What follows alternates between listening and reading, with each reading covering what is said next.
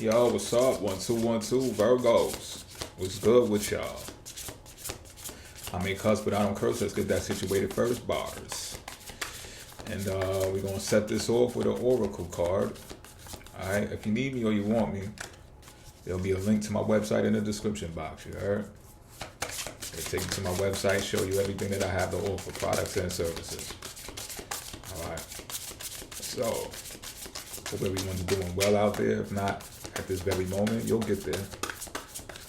You believe it, you can achieve it.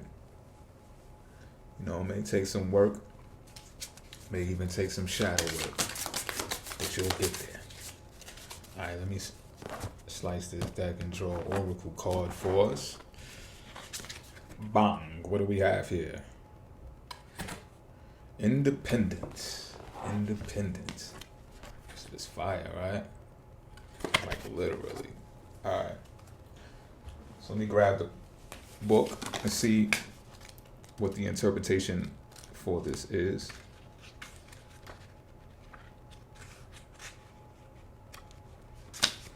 If you draw this card, you are ready to think deeply about your family and all of your bonds.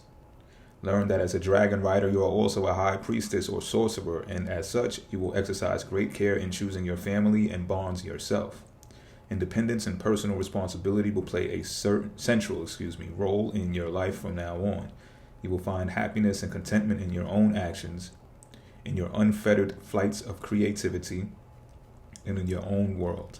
Perform a separation ritual for you and your family in all your relationships. This does not mean you should not love and honor your family, friends, colleagues, or pets. It means that individuals are free to be responsible for themselves. There is no need to carry a burden for your father or mother. You do not need to denigrate yourself for your brother or sister to feel better. You do not have to take responsibility for your boss's workload.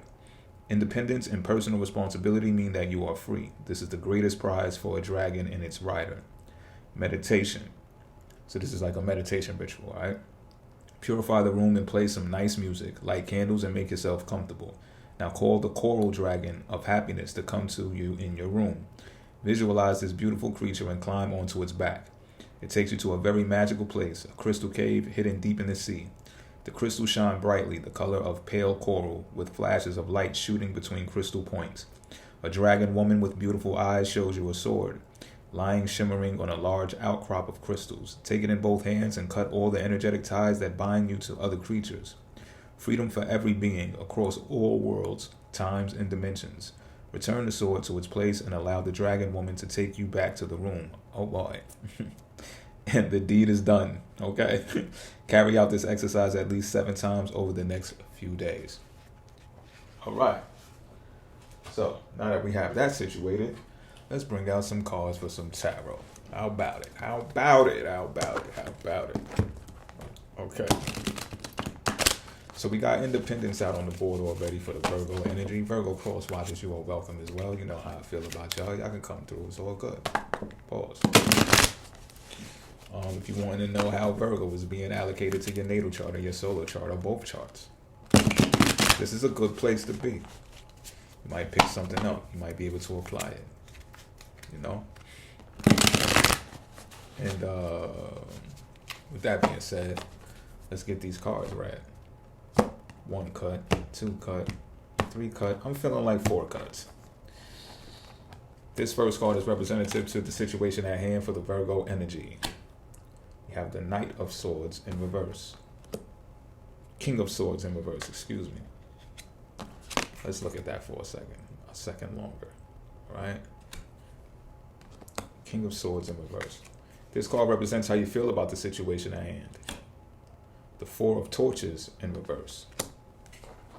And this card represents the factor to consider regarding all of this. The 5 of Cups.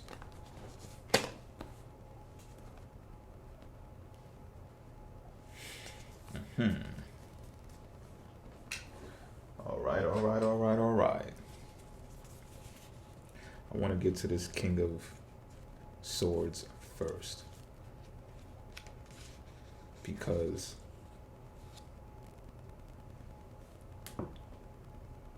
Yeah, I pulled it right on top of the Independence Dragon too.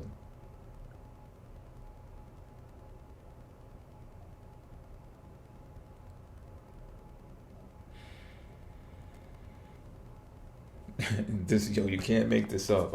Yo, you cannot make this shit up. So, the King of Swords is in reverse because you are, first of all, not explaining the truths to people that I gather that you're capable of doing, and not for nothing, you usually do.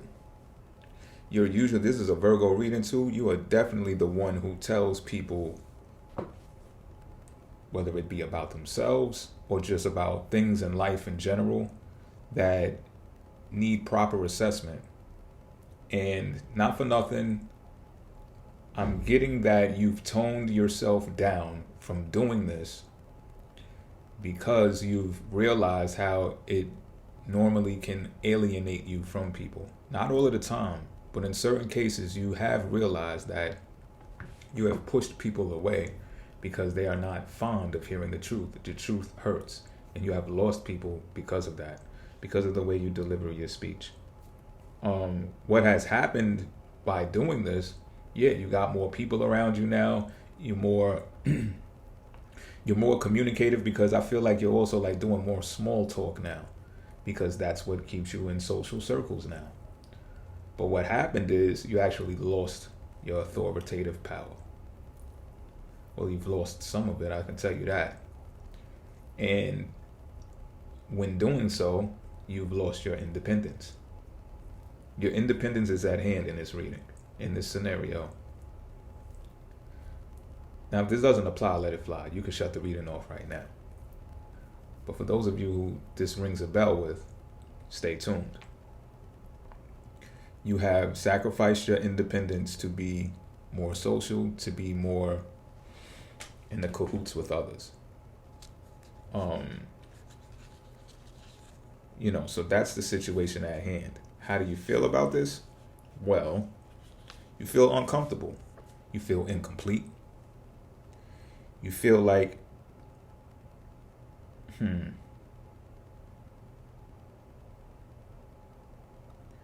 feel like you're no longer working hard because of it too. So I'm under the impression that the way that you altered your communicative style has also made you lax in other areas revolving around work. You're not doing as much as you could do, would do, should do. You know what I'm picking up on as well? It derives from, it derives from distractions. I see that you're online more often than you usually are. It sort of feels like you want a feeling of acceptance. And it is what it is. Like, I'm not putting you down. Sometimes people go through this, In what simpler way can you feel more involved and more connected to people than actually using social media? Now, I know what others say. Social media has actually made people more lonely, survey says, right? And you make it fit the way it's supposed to fit, pause. But one thing that is definite is that you can connect to other people using social media. So that's my point here. You can go to someone's inbox right now. It's 2:00 in the morning and say, hey, what's up? Just thinking about you. Whatever, And whether they respond or not swiftly is up to, that's up in the air, right? But you can do it. As in contrast to, if that person is not living next to you, you wouldn't be able to do that. You'd have to actually get up, get dressed, go in your car, drive to where they're at, and see them that way, right? Talk to them that way. Or even pick up a phone. But even in doing that, you're taking away from yourself. You're taking away from yourself. Not only that, right? This has something to do with, and just check it out, right? This is the factor to consider. But I'm strongly feeling that this has something to do with it. You miss what used to be. You miss how you used to feel when you communicated with people that you were connected to. And I feel like you're probably maybe nearing your 40s or in your 40s, nearing your 50s, or thinking about your 50s. And you're asking yourself, how does it look and how does it feel when you at this stage and then you reach that age, bars, because I'm nice, and then you reflect and you say, well, who am I still emotionally connected to? Who do I still have this bond with? A bond that you can feel proud of. But really, you're asking yourself that question because you're thinking about other people and what they think and how they perceive to be. Oh, you're not a real friend if you don't have your day ones and you're still friends. You know those posts get to flying around. That affects you some type of way. That makes you feel some type of way, like, oh man, you think about the fallouts and you think about the people that you still are connected to. And not for nothing, the fallouts are probably the relationships that made you grow. And those fallouts happened because you were standing in your authoritative stance. You spoke your truth. You stood up for what you believed in. You wouldn't have it any other way. And they felt that they had to separate from you because of that. And you have lost the understanding that that's you being in your power. What's also happening, and it's interesting because it's a retrograde right now. It's about to hit Monday, April 1st, for those watching this whenever you're watching this, April 1st, 2024. So this has you reflecting on past regrets, emotional hurts, the way that you handled others and how they handled you. And this is going to last till about the 24th, I think, of April. So just be prepared. There's people, and I'm under the impression that there's people reaching out to you that is from your past right now that also has you in your feels and thinking about this. And there's also people that are new in your life reaching out to you too. And I don't think you're capitalizing on those new people. But this is just a note to take with you. Should you start to interact with the newer people, not only you, but they will also understand and comprehend and see your authoritative power as an individual, as being independent. Why? Because they don't know you like that. They may feel you, there could be some of that stuff going on, maybe some soulmate activity and this, that, and the third. But they don't know you like them other people know you. They haven't been able to connect and bond with you at that level yet. So they're seeing you for who you are. That independent person. Consider it. Until next time, I'm out.